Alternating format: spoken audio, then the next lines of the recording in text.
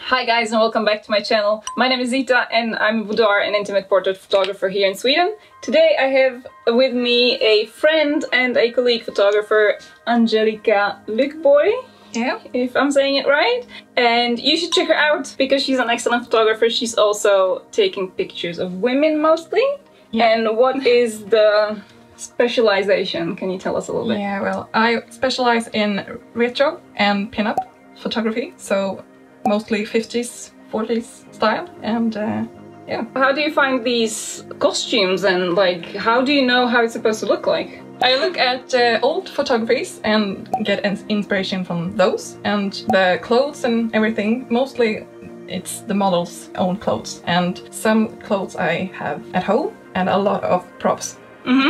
So cool. And at the moment we have about 8 old cars that I use a lot in the photo shoots and stuff like that. Wow. So cars from 1929 to 1969, so everything cool. in between. Awesome. Angelica is here to help me out with the follow-up video on the 5 tip for boudoir on a budget, where we will take the props that I presented in that video that will be linked somewhere, and we will show you how I managed to work with those. I have prepared a bit of a plan, so let's see if I can follow it.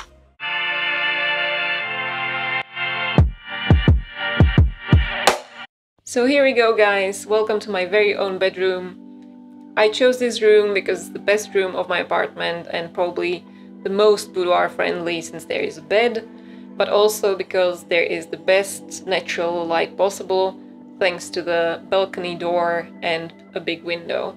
Most of this photo shoot is taking place exactly where you see it, in this corner of my bedroom that is not more than 5 or 6 square meters.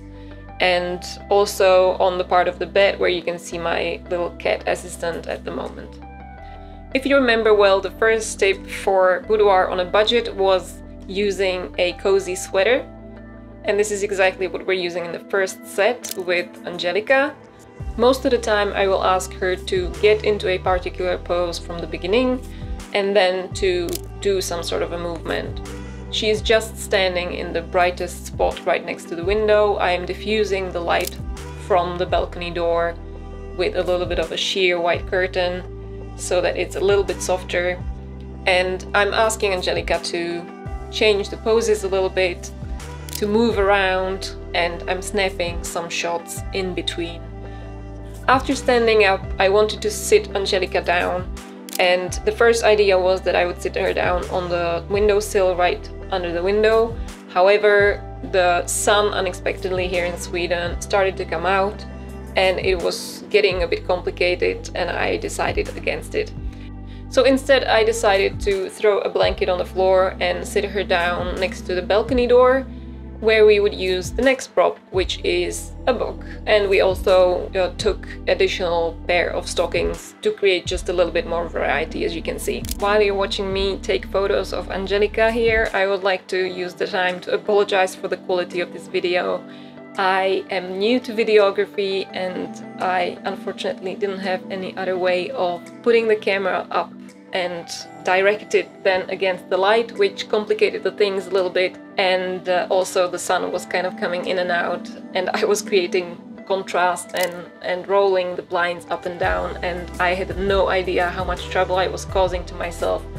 And unfortunately it was really difficult to edit this video in post-processing, so the white balance is thrown off in a couple of clips and so is the exposure, but I guess that's not really that important right here. As you can see, I can't even move around myself. I was just using the space in front of me and maybe I went a little bit up and down, but other than that I just used different perspectives and different lenses to create different photos.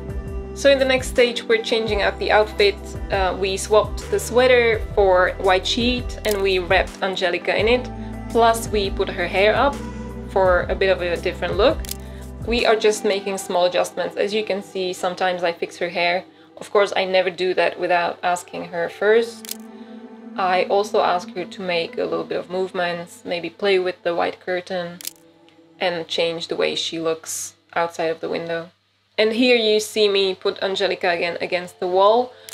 In this space it wasn't really that easy to take a full body shot or a wide angle shot, but I really wanted to show off her leg from under the white sheet, so I was trying to take my other lens and take that shot right here.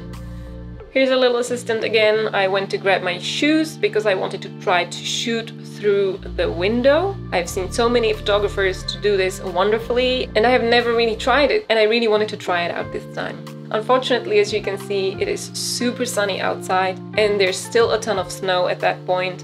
So there is so much reflection going on in the window, and I had a really hard time picking up focus on Angelica because everything else that was reflecting off the glass was much more contrasty.